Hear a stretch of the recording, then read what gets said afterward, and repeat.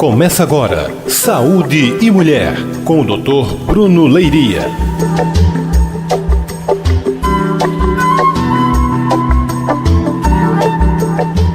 Estamos aqui falando sobre saúde e mulher.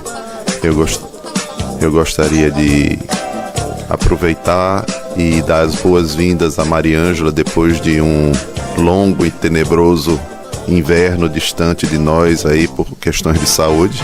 Seja bem-vinda, Mariângela, ao programa. Fez muita falta, tá? Aconteceram muitos gaguejos aqui durante o programa por sua falta, tá? Gostaria também, antes de iniciar o programa, de responder a uma ouvinte que nos mandou uma pergunta a respeito do programa anterior. Bom dia, Carla Patrícia do Pina. Ela nos mandou um e-mail após o programa com a seguinte pergunta: anticoncepcionais não tratam a síndrome dos ovários policísticos? Bom, os anticoncepcionais tratam sim a síndrome dos ovários policísticos, mas os anticoncepcionais não vão ser a cura da síndrome dos ovários policísticos, tá? Como a gente tinha falado no programa anterior, a síndrome dos ovários policísticos não é simplesmente a presença de muitos cistos no ovário. É uma coisa um pouquinho mais complicada, porque existe uma anormalidade de produção de hormônios, onde a gente vai lançar mão de alguma medicação para tentar controlar essa irregularidade, tá? Com respeito a tratar ou não, vai depender muito de caso a caso. A gente tem que avaliar o seu caso, avaliando não só o ultrassom, com uma avaliação do tamanho do seu ovário, da quantidade de cistos que você tem, mas também fazer uma avaliação hormonal sua para a gente poder definir qual seria o melhor tratamento para você. A gente não faz um tratamento igual a uma receita de bolo, que é igual para todo mundo. A gente tem que avaliar caso a caso para a gente poder pensar no melhor para você como uma pessoa individual, tá certo? Ou então procure seu médico, tá? Procure seu ginecologista, tá? Seria o ideal, para que ele avalie o seu caso em particular e ele possa ver se é interessante para você ficar fazendo uso de algum tipo de anticoncepcional ou não, ou de repente usar algum outro tipo de droga, tá? Que existem outras medicações que a gente pode usar no tratamento dos ovários policísticos que não são necessariamente anticoncepcionais, tá certo? Então, para as pessoas, qualquer coisa você manda um novo e-mail para a gente, que a gente vai ter o maior prazer aqui no programa de dar um retorno para vocês, tá?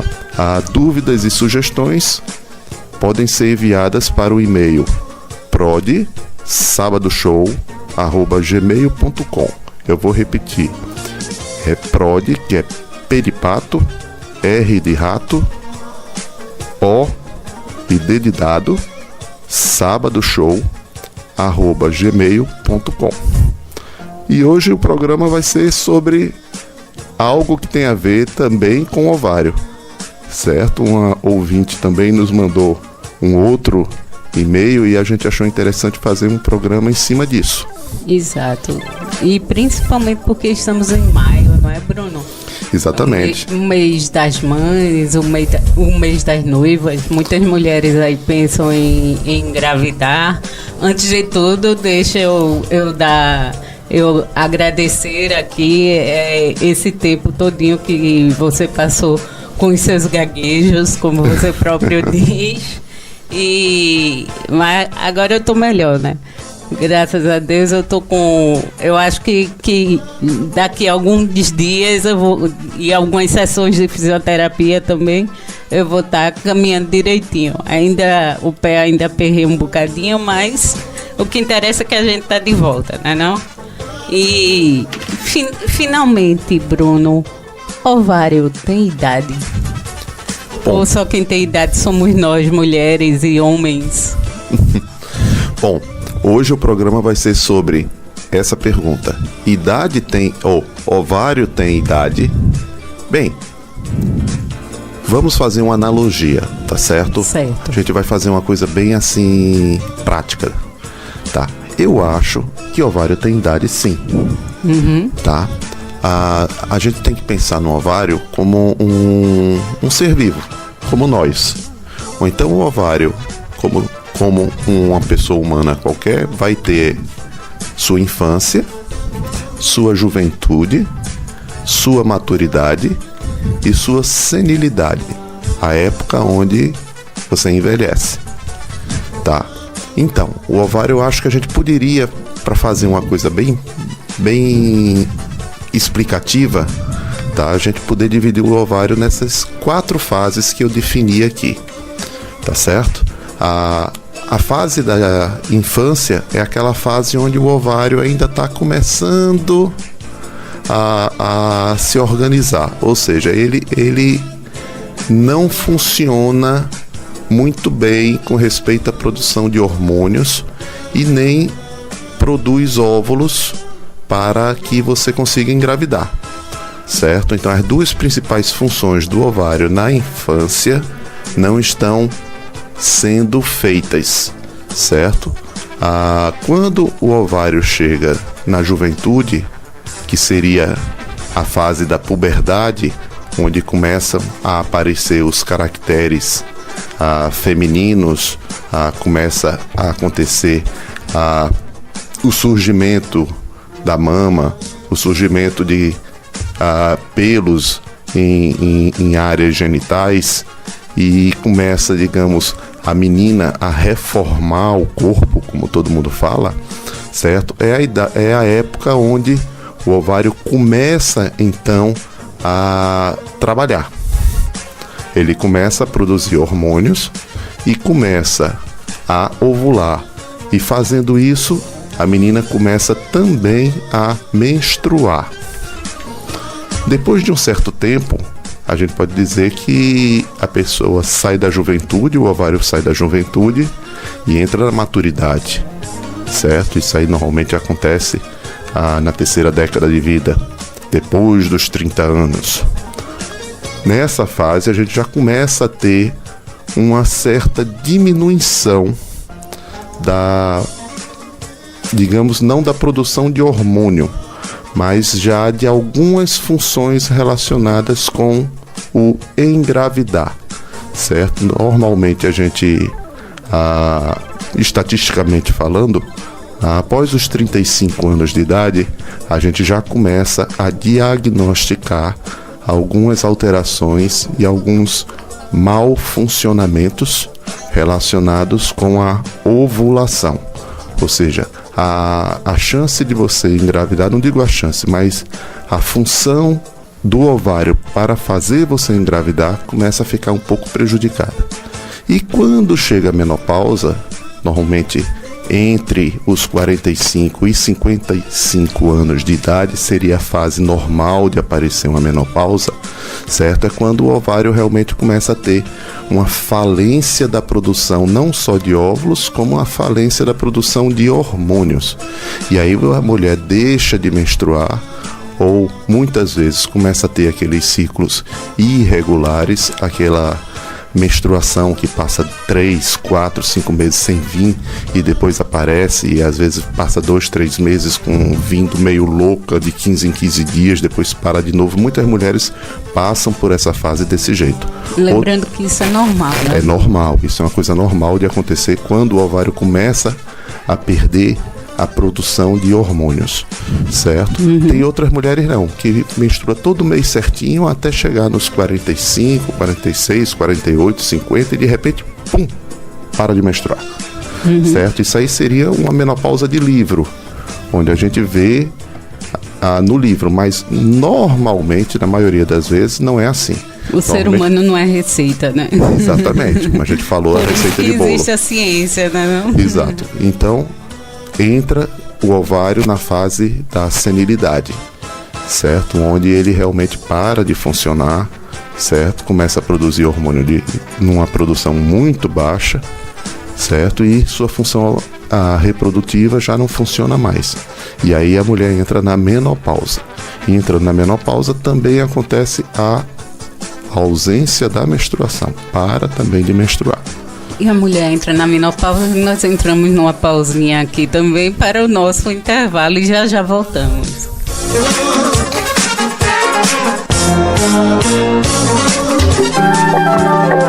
Saúde e Mulher. Nova FM. Estamos apresentando Sábado Show.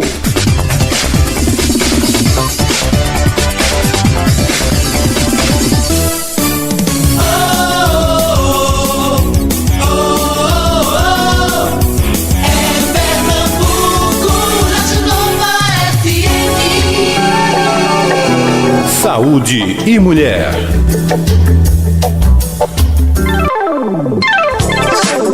Estamos de volta aqui com o nosso Saúde e Mulher nesse dia 20 de maio de 2017 e estamos falando sobre a idade do útero. Do ovário. Do ovário. Opa, do ovário. Desculpem aqui, falha nossa. No caso, doutor Bruno, e em relação, hoje em dia, antigamente as mulheres engravidavam mais cedo, não é? O senhor já falou aí, já deu um prelo aí bastante interessante. Antigamente as mulheres engravidavam mais cedo, mas hoje em dia, devido a essa tribulação, devido às mulheres serem mais empoderadas, não é? Quererem tocar a sua vida, organizar a sua vida mais tecnicamente falando, ter uma boa colocação profissional, essa coisa toda. Então elas vão deixando a gravidez para depois. Muitas chegam até a falar em congelamento de óvulos. Isso Boa tem pergunta. alguma coisa? Bom, Adianta de alguma coisa? vamos lá. Vamos falar da idade do ovário, agora relacionando a idade do ovário com o ato de engravidar ou a facilidade ou não de se engravidar, tá certo? Na infância, quando o ovário não está produzindo nem hormônio, nem óvulos, com certeza você não engravida. Quando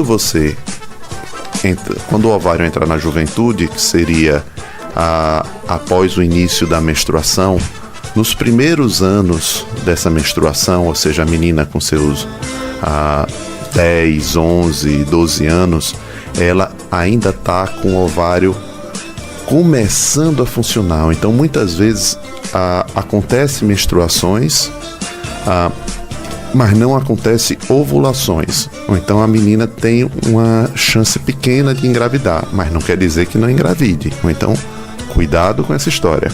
Porque de repente, normalmente você encontra de vez em quando uma menina com 10, 11 anos grávida, tá? Então acontece, tá? Durante a juventude, como a gente estava falando, depois que o ovário realmente começa a funcionar e começa a acontecer aquelas menstruações mensais, tudo certinho, tá? Ou então, e essa fase é uma fase que o ovário está a todo vapor, trabalhando como um motor novo, certo? Todo regulado, e aí sim tem a chance grande de engravidar todo mês, tá certo? E isso vai normalmente, se a gente for falar em termos de estatísticas, até em torno dos 30 a 35 anos. Ou então existe uma orientação, tá? Que é uma orientação que não é individualizada, é uma orientação apenas levando dados estatísticos, que fala-se o seguinte: se você quer ter algum filho, de preferência, tenha o seu primeiro antes dos 30 e tenha seu último antes dos 35. Por quê? Porque a função ovariana e a função ovulatória desse ovário está a pleno vapor, certo? Então, normalmente as mulheres hoje em dia que deixam para ter filhos mais tarde, às vezes se deparam com uma certa dificuldade. Chega aos seus 32, 35 anos, aí diz, não, agora eu vou tentar. E aí acha que logo quando libera para tentar engravidar, já no outro mês está grávida. Não é assim. Às vezes você pode levar nessa fase de vida, às vezes até de 1 a 2 anos para conseguir engravidar. Certo? Não é, eu estou falando simplesmente de dados estatísticos, porque muita gente vai dizer, mas eu parei de tomar um anticoncepcional com 35 anos e no outro mês eu estava grávida. Acontece sim, mas a frequência que acontece começa a ficar um pouco mais prejudicada, tá certo? Com respeito àquela pergunta que Mariângela fez a respeito do congelamento, tá certo? Ou então a gente tem agora um especialista em mulheres ou casais, vamos deixar bem claro, tá certo? Porque a gravidez não é uma coisa que só depende da mulher. Da mulher, exato. Tá? Ou então a gente, quando vai tratar uma pessoa que está com dificuldade de engravidar, a gente não trata a mulher, a gente trata o casal. É importante o homem também comparecer no consultório para fazer uma consulta em conjunto, porque tem algumas coisas que podem estar relacionadas com o fator masculino, e esse fator masculino pode ser o responsável por uma dificuldade de conseguir aquele casal atingir o seu plano, a sua meta de ter uma criança. Com respeito a essa questão que a gente está falando, existe um profissional hoje em dia chamado esterileuta, que é um médico especialista em casais com dificuldade de engravidar. E esses esterileutas, normalmente você vê aí as clínicas de reprodução humana, tá? Eles normalmente são médicos que trabalham nessas clínicas, que são especializadas nesse assunto e que são responsáveis pelos congelamentos e pelos bebês de proveta, certo? Que, assim, com respeito ao congelamento em si, o congelamento de óvulos ainda não é uma coisa que funciona muito bem. Tá? Ainda não existe uma tecnologia que consiga ter um congelamento simplesmente dos seus óvulos, que após o descongelar tenha uma boa qualidade, ou seja, você pode até congelar os seus óvulos, mas na hora que for descongelar, vários vão estar estragados. Hoje em dia, o melhor é congelar os embriões, ou seja, você prepara os embriõezinhos. Para isso você precisa ter um companheiro. Sem companheiro fica mais complicado, tá certo? A não ser que tenha alguém disponível, né? Algum embrião disponível. Ou algum espermatozoide disponível, né? Exato. Certo, mas você teria que fazer uma captação dos seus óvulos. Após captar esses óvulos, a gente teria que fecundar esses óvulos com algum espermatozoide de alguém, de preferência o seu companheiro, mas existem também clínicas que têm o banco de espermatozoides, que tem pessoas que às vezes precisam procurar esse serviço, tá? E aí você congela o embriãozinho já preparado, ou seja, o início de um bebezinho. Esse congelamento dos embriõezinhos é o que tem melhor resultado, porque quando se descongela com uma melhor qualidade e você não perde tantos. Mas é normal, por exemplo, você consegue fazer 15 embriõezinhos, você congela os 15. Quando você descongela, sempre existe uma perda ou uma diminuição de qualidade, certo? Então, não fique pensando que tudo são flores, às vezes as coisas são um pouquinho mais difíceis. E até me veio aqui à cabeça agora até uma piada meio machista que dizem que mulher tem vida útil, não? É uma piada bem sem graça, tá certo? Infelizmente. Mas isso, assim... Tem um fundo de verdade. Quando a gente fala no termo de reprodução, especificamente para reprodução, realmente existe uma vida útil, e essa vida útil está relacionada com a idade do ovário, que é o que a gente está falando aqui. Para completar a história, eu acho importante a gente complementar. dando só uma pequena explicação a respeito dessa história que Mariângela falou aqui de vida útil. Certo. Quando a mulher nasce, ela já nasce com todos os óvulos que ela vai usar ao longo de toda a sua vida já formados. É como se o seu ovário fosse um reservatório, certo. uma dispensa. Vamos fazer uma comparação com a cozinha, certo? Então, o ovário da mulher é uma dispensa onde você já comprou todos os seus óvulos e guardou todos na dispensa. Todos os itens necessários. Todos. Você não vai mais adquirir nenhum óvulo a mais durante a sua vida. Então, ao longo da sua vida, você vai gastando esses óvulos. Você vai gastando. E tem que lembrar que o que está guardado há muito tempo na dispensa, às vezes pode estragar.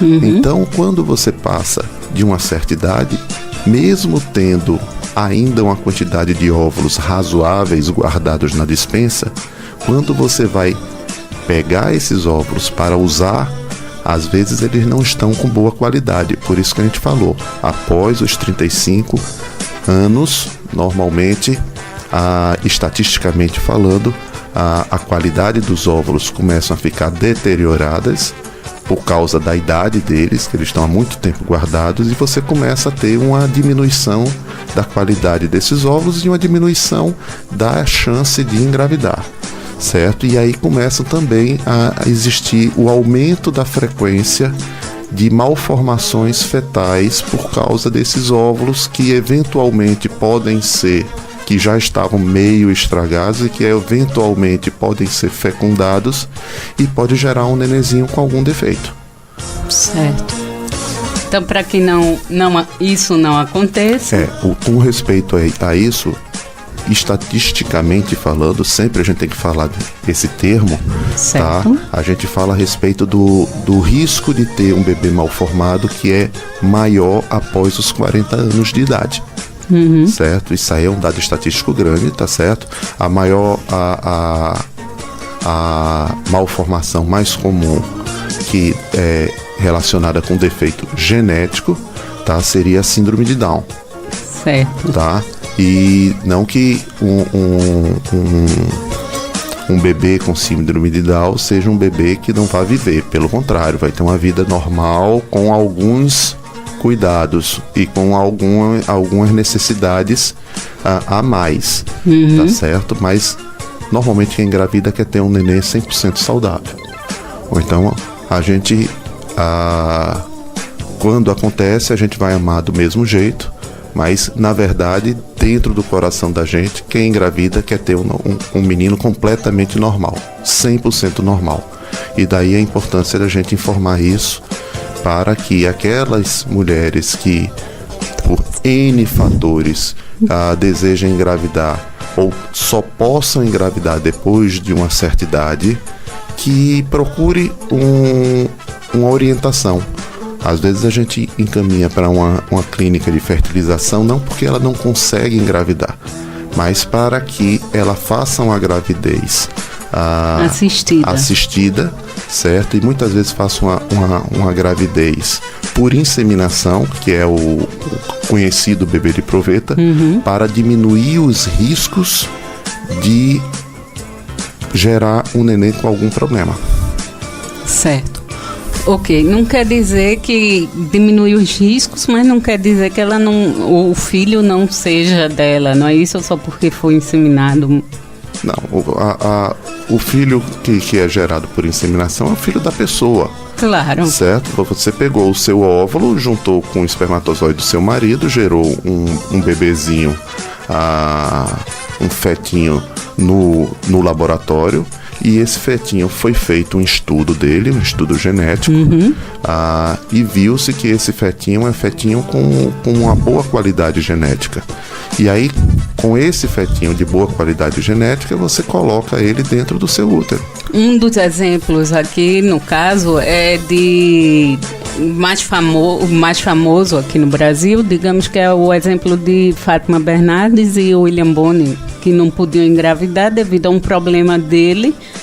ela gerava bem os óvulos, mas devido a um problema dele... Que é o fator masculino, como exato, a gente falou, que também aí existe. foi feita uma inseminação e ela foi mãe de 4 crianças que agora estão adolescentes já, jovens, né? Exatamente. E são filhos realmente E deles. são filhos do casal, realmente, de fato. Tá.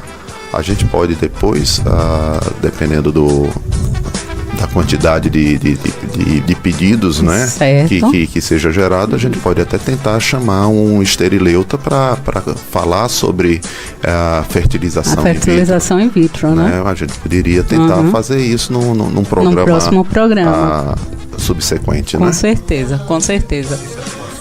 Bom, tem pessoas que às vezes têm um acesso não digo a uma boa orientação, mas a algum tipo de orientação. Eu sei que tal remédio me estimula, vai conseguir estimular a produção de óvulos em maior quantidade, e aí a pessoa toma sem orientação essa medicação para às vezes até conseguir ovular em um determinado dia ou semana específica para ver se consegue engravidar e fazer isso tudo, como o Edson falou aqui, de forma caseira.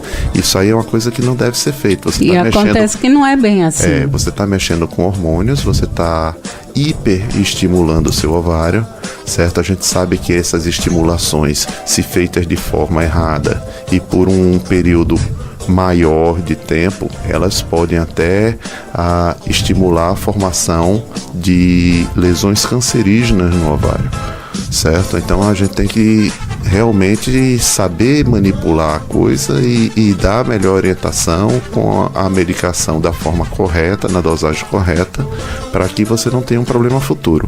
Também existem os problemas de hipersensibilização, onde o ovário cresce tanto que a gente acaba precisando operar essa paciente e, digamos, estourar todos esses cistozinhos que se formaram, porque ela faz um hiperestímulo ovariano que gera uma alteração, inclusive uma alteração sanguínea, certo? A paciente acaba numa UTI de hospital por causa disso, e às vezes perde até o ovário por causa desse hiperestímulo. Então prejudica, não é brincadeira ficar brincando com hormônio. Não só hormônios ovarianos, como qualquer tipo de hormônio. A gente está falando de hormônio aqui, a gente não está falando de um docinho ou um fermentozinho brigadeiro, de bolo, né? brigadeiro. A gente está falando de coisa séria, porque você manipular hormônio, não só hormônio ovariano, mas hormônio de tireoide, hormônio para estimular o músculo, hormônio para emagrecer, certo? Esses hormônios que o povo anda usando em academia, todos eles são medicações perigosas. É como nós falamos aqui, da receita no início do programa, é como um bolo. Se você usar fermento demais, ou ele cresce demais, ou ele sola, não é verdade? Exatamente. Ok, Bruno, eu queria te agradecer mais uma vez aqui no Sábado Show, mais uma vez esse período durante a minha ausência, certo? Mas eu estou agora, espero estar caminhando direitinho. Doutor Jader me ajudou, mandar um abraço para ele, que provavelmente está na escuta, e agradecer que a gente já caminha direitinho e sem bota no pé, né? Então, mais uma vez, agradeço a todos os ouvintes por estar num sábado tão cedo aí ouvindo o nosso programa. Tá? Obrigado a Edson sempre, obrigado a Mariângela por ter voltado, tá? Mandar um abraço para Jader, lembrando sempre do tipo de salto que vocês mulheres devem usar. O Anabela. O Anabela. Isso. Não é nem rasteiro, nem salto muito alto. Exato. Mas o melhor sapato seria, segundo o Dr. Jader, o tênis. Isso mesmo. E um abraço a todos, esperamos nos rever ou nos ouvir novamente daqui a 15 dias com mais um Sábado Show e mais um Saúde Mulher.